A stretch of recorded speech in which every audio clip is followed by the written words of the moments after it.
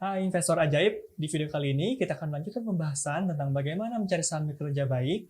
Ada beberapa rasio lainnya yang harus kamu ketahui dan pertimbangkan sebelum membeli saham. Mau tahu? Yuk tonton video sampai habis ya.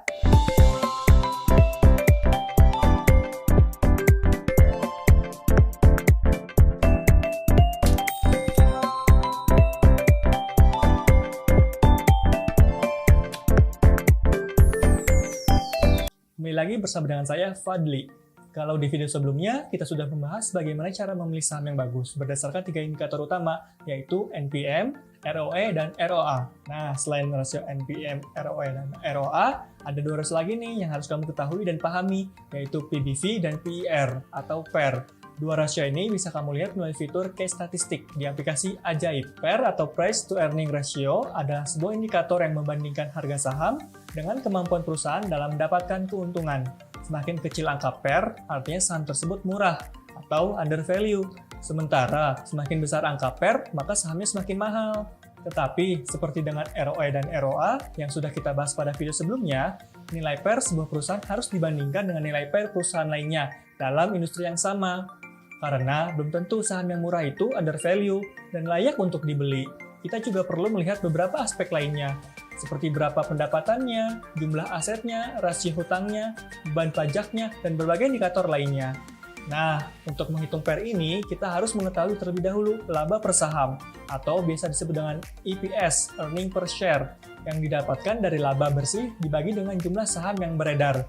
Setelah kamu mengetahui EPS, baru kamu bisa menghitung PER-nya. PER didapatkan dengan membagi harga saham dengan EPS, atau laba per saham. Dengan contohnya, saham ABCD, harga saham per lembarnya adalah Rp1.000.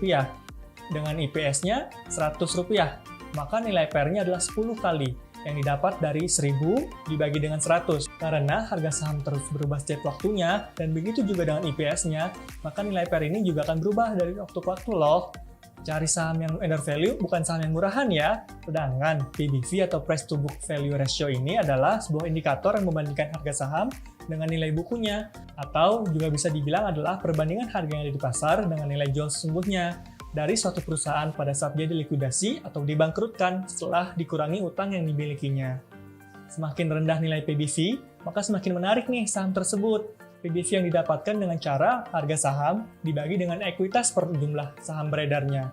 Misalnya, saham ABCD, harga sahamnya per lembarnya Rp1.000 nih, dan ekuitas per lembar sahamnya adalah Rp2.000. Maka nilai PBV-nya adalah 0,5 kali, yang didapatkan dari 1.000 dibagi dengan 2.000. Terkadang, ada beberapa emiten saham yang memiliki nilai PBV-nya 1 kali. Itu berarti harga sahamnya sama dengan nilai bukunya. Nah, segitu dulu ya pembahasan kali ini. Bagaimana nih pembahasan kali ini? Menarik kan? Perlu diingat lagi bahwa masih banyak indikator lainnya yang kamu harus bisa pertimbangkan sebelum berinvestasi saham. Tenang saja, Ajaib akan coba bahas satu persatu untuk teman-teman. Jadi, pastikan kamu nantikan video-video Ajaib lainnya. Jika kamu suka dengan video ini, jangan lupa subscribe channel Ajaib Investasi ya, dan juga follow Instagram Ajaib Investasi.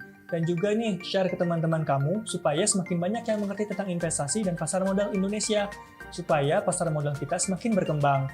Sampai jumpa di pembahasan berikutnya ya.